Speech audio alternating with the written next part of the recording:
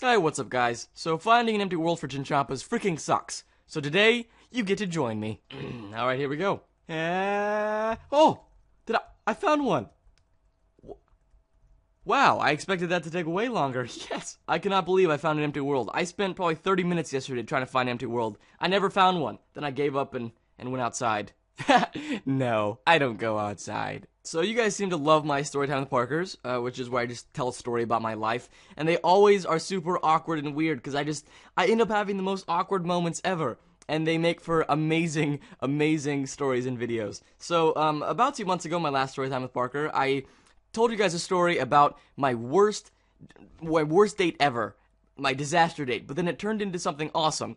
So today, I'm going to tell you guys about my worst date, but it didn't go so well at the end. This is my true disaster date. So me and this girl met about 1.5 years ago at this acting / writing / directing workshop thing for 6 months. And she was from New York, I was from LA, and we were both doing this together.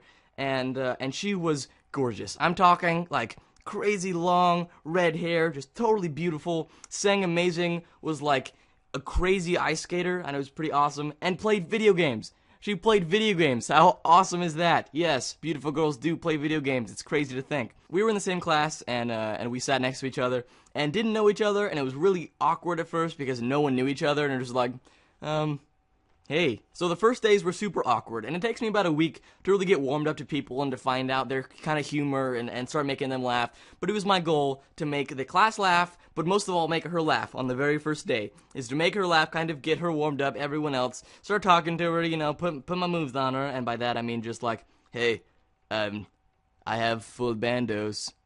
Marry me? And so I did. I don't know what I said, but apparently it was hilarious, and so she laughed, and we get talking, and so I'm talking to her, and apparently she loves Harry Potter. I don't know how this conversation went to that. I've never even seen Harry Potter, but apparently she loved Harry Potter, and so I was like, all right, the 7th movie is just coming out, the 7 Part 2 movie. I was like, I'm going to go take her to that. I'm going to ask her on a date to see this Harry Potter Part 2 movie, because she hadn't seen it yet, and was super excited. So after about a week, I finally mustered up the courage?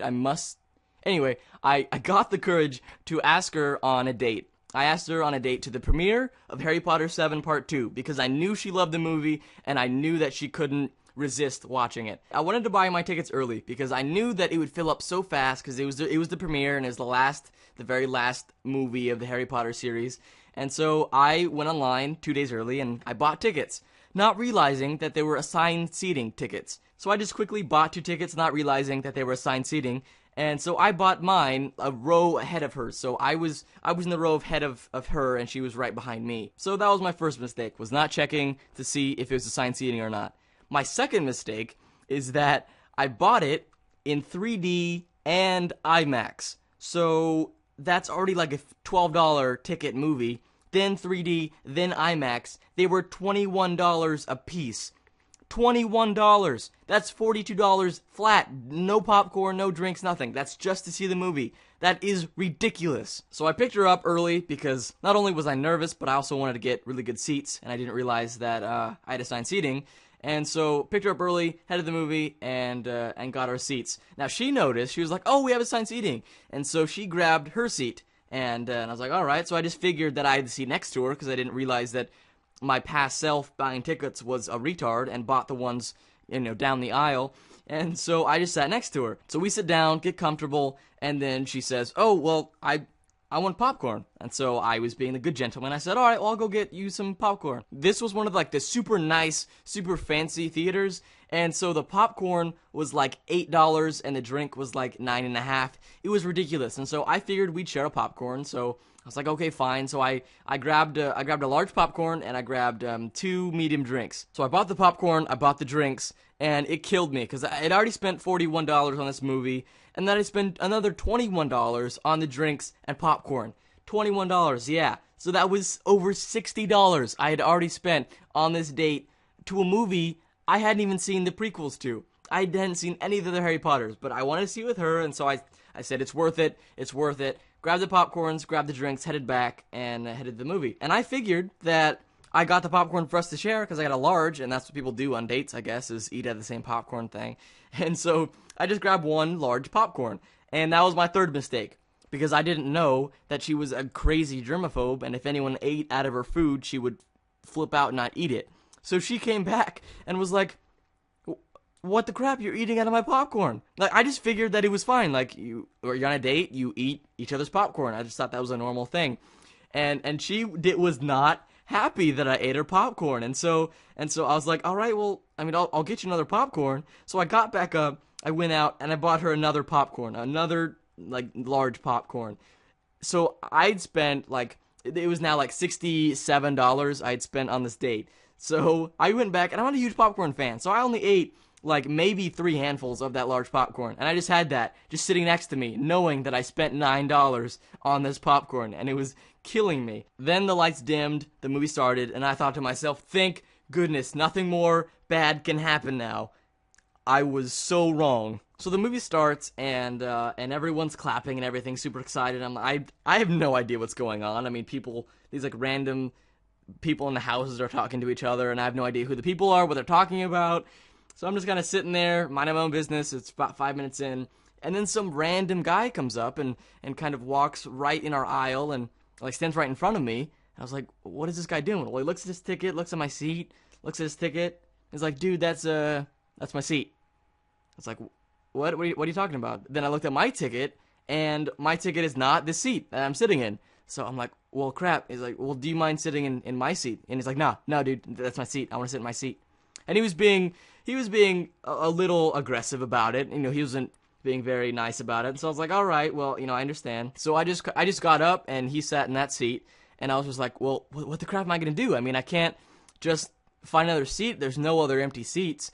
And so I went down to look to see if there's any 2 seats next to each other, so we both could sit next to each other.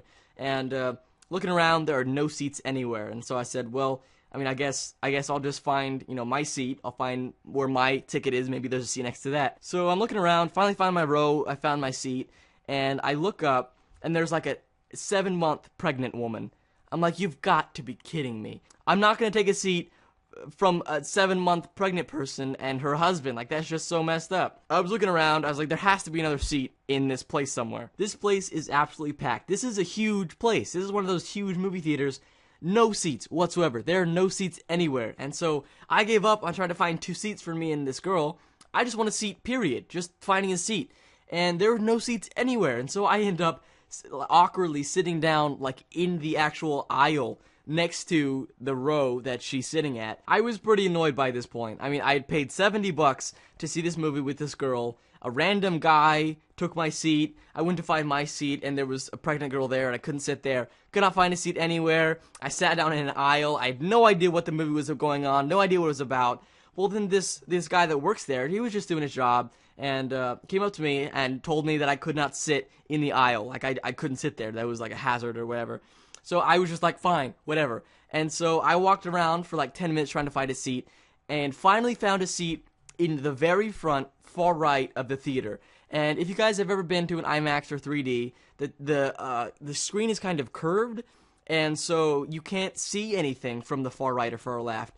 And when you have 3D, it throws off the 3D. So I couldn't even see it 3D. I couldn't hardly see the movie. I had no idea what was going on. I couldn't sit with my girlfriend. I had paid $70 to see this movie, and I was just like, you've got to be kidding me. And so I just kind of waited there, annoyed, waiting for the movie to end. And to top it all off, I sat next to this like 300-pound guy who fell asleep and snored crazy, like the loudest I've ever heard snoring in my life.